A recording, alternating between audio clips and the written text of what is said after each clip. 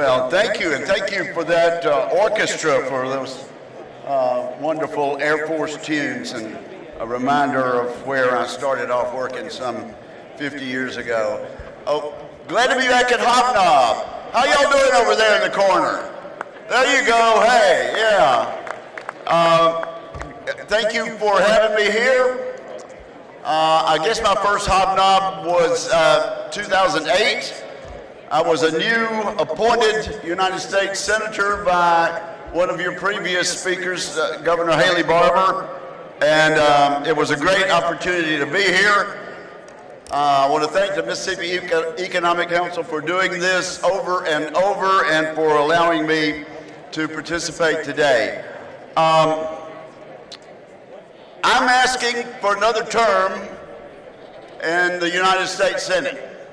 I want to thank some people that I see out here who have helped me in a very tangible way getting to where we are in this campaign, able to get our message across. I really do appreciate it. They say there are 5 more days in the election. In fact, in Mississippi, there are 4 more voting days.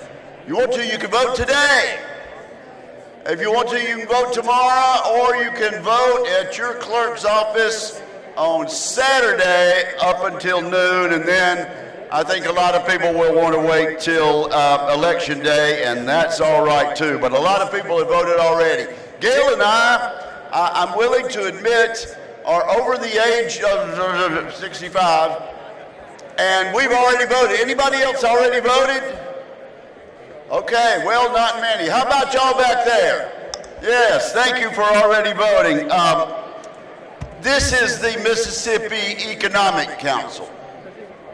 And so I thought I'd talk about the economic consequences of this election, make a few remarks, and then let y'all get on with your program. So let's go back to 2016. And remember that surprise election night of 2016. We won the presidency, the Republican Party won the presidency, the United States Senate, and I was happy to be chairman of the Senate Election Committee that 2-year cycle, and we sort of surprised everybody by holding the Senate, and then we won the House of Representatives. So in a situation like that, where there was a Republican president, House, and Senate, what happened? Day 1, January 2017, the president repealed some dozens of economic regulations on small business. In other words, we lifted the requirements and the burdens on small business job creators on day 1. We followed along with legislation shortly after that to cut the tax burden on small business and medium business job creators. The president negotiated amazingly with the socialist government in Mexico a Remain in Mexico policy. And so the result was job creation at remarkable rates, a very low inflation rate, and a very high employment rate. Inflation was very low, and so the result of what we did right off the bat and what we continue to do for the next 3 years was job creation and good economic growth. Now, I will not take the blame for the COVID-19 pandemic. It happened worldwide, and there we were, and of course the economy did what we all remember, it went in the tank. That's nobody's fault. It wasn't Biden's fault, it wasn't Trump's fault, it had happened. But until then, the policies that we implemented, lowering the burden on job creators, worked for Americans. Now let's fast forward then to 2020. There was a complete reversal in who was controlling the federal government. We had a Democratic president, Democratic administration, Joe Biden and Kamala Harris, a very narrow Democratic majority in the Senate, and Democrats running the House of Representatives. And on day one of that Biden-Harris administration, what happened? The Remain in Mexico policy was repealed. The Keystone XL pipeline permit was repealed. We could no longer build that. And shortly thereafter, as opposed to the tax cut that had been given to the American people some 4 years before, there was a Recovery Act, so-called Recovery Act, that spent $1.9 trillion right off the bat as the Biden-Harris administration began. That was followed a year later by the so-called Inflation Reduction Act, which spent another $1 trillion. And what was the predictable result of inserting $3 trillion into the economy on the heels of an already recovering economy, recovering from the pandemic? Well, I'll tell you what happened. Runaway inflation, which we absolutely predicted.